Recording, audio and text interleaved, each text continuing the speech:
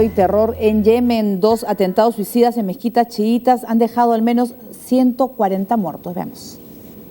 Las divisiones políticas, tribales y sectarias que han llevado a Yemen a vivir al borde del abismo se ven reflejadas en los recientes atentados contra 2 mezquitas chiitas en la capital, en el que murieron 137 personas y 345 resultaron heridas.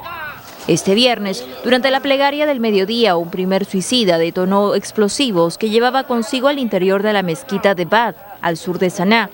En medio de la desesperación, un segundo terrorista activó otra bomba, según refiere la agencia yemení Sabah. Al norte de la ciudad, casi en paralelo, un tercer atacante detonó un explosivo en la mezquita de Al-Hashun. Fue en la misma zona que las autoridades lograron capturar a un cuarto sospechoso que se disponía a atentar contra la mezquita del Imam Hadi.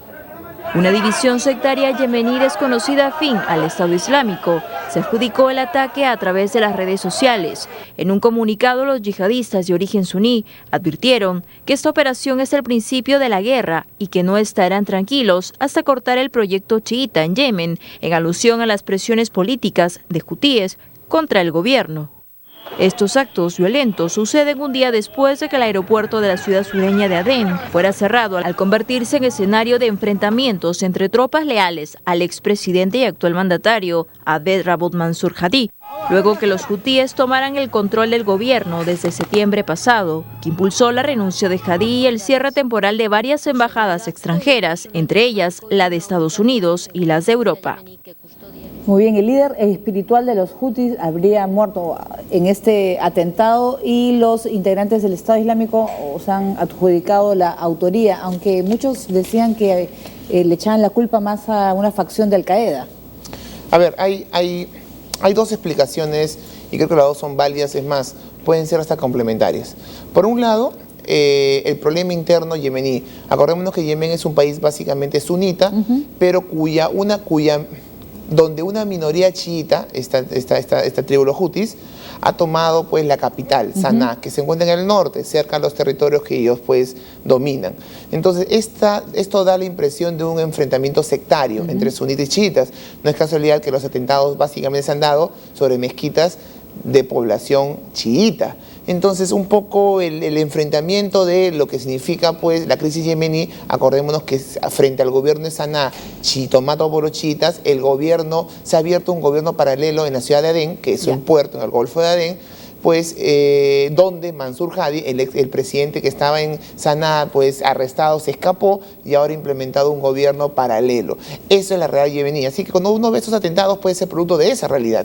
Sin embargo, hay otra explicación que, como dije, puede ser complementaria y es la que nos ha dado el Estado Islámico al afirmar que ellos son los causantes de este atentado. ¿Por qué? Porque uno, demuestra que el Estado Islámico se está expandiendo, inclusive en territorios que son tradicionalmente mucho más cercanos a Al-Qaeda que al Estado Islámico, como tú mismo señalas.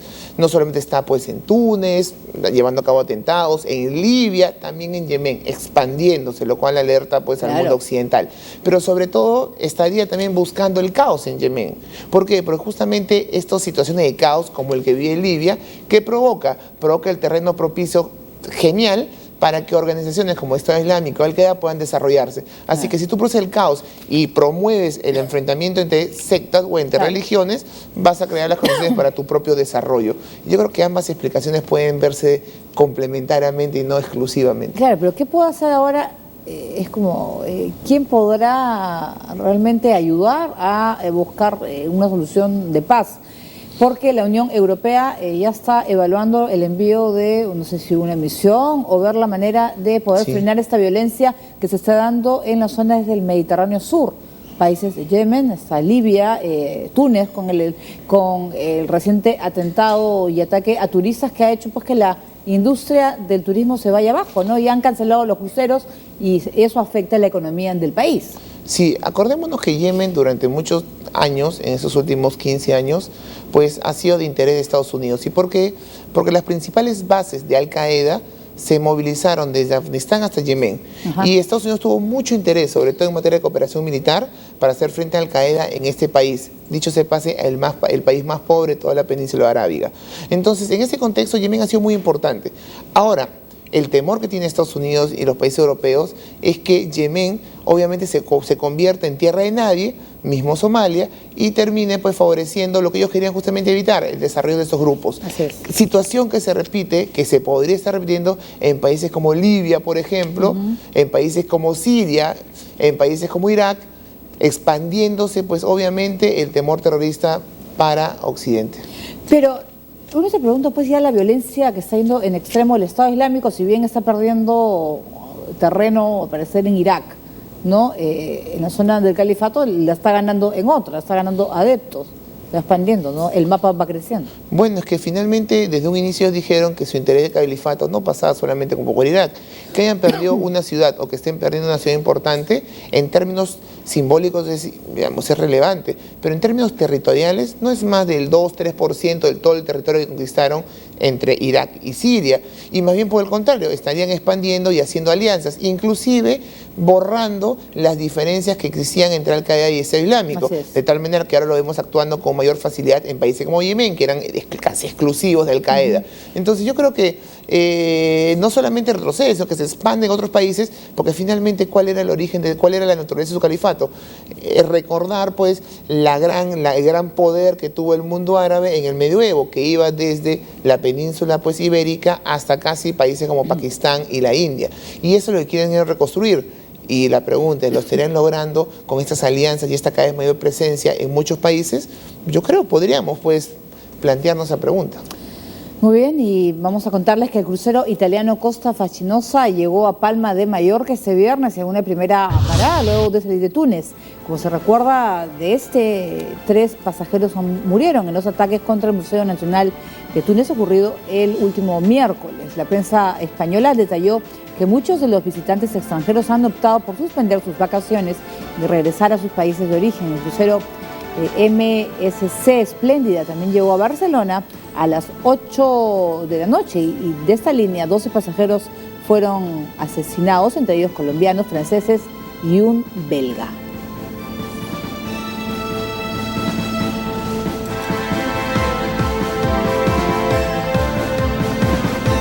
Muy bien, y el Estado Islámico ha decapitado a un grupo de combatientes kurdos en la víspera de las celebraciones del Año Nuevo de este pueblo de Oriente Medio. De otro lado, durante su mensaje por el Día de la Independencia en Túnez, el presidente que su país dijo que luchará contra el terrorismo.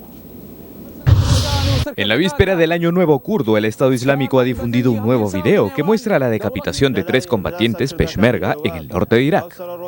El clip de 6 minutos muestra a los militares kurdos con los clásicos uniformes anaranjados.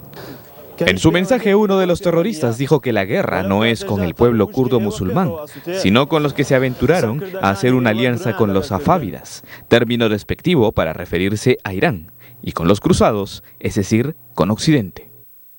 Entre tanto, los residentes de Diyarbakir, la mayor ciudad kurda al sureste de Turquía, continúan con sus preparativos con motivo del Año Nuevo. Como se sabe, los militantes del Partido de los Trabajadores del Kurdistán declararon un alto al fuego en 2013, aunque de manera esporádica estallan algunos enfrentamientos. Este partido es considerado organización terrorista en Turquía, Reino Unido y la Unión Europea. Y su encarcelado líder Abdullah Öcalan está preparando un mensaje para los kurdos que esperan contribuya al proceso de paz. Queremos la paz, no tenemos otra opción. Todo el mundo quiere la paz. La violencia no ayudará a nadie. La guerra no es buena para nadie. En Túnez, el presidente Beji Caid Essebsi instó a permanecer unidos para enfrentar al terrorismo 2 días después del ataque al Parlamento y al Museo del Bardo, que dejó 24 muertos.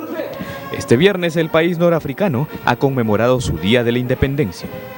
El primer desafío es el de la seguridad y el reto de ganar la guerra contra el terrorismo. Túnez está hoy en día en guerra contra el terrorismo. No vamos a ganar si no nos mantenemos unidos.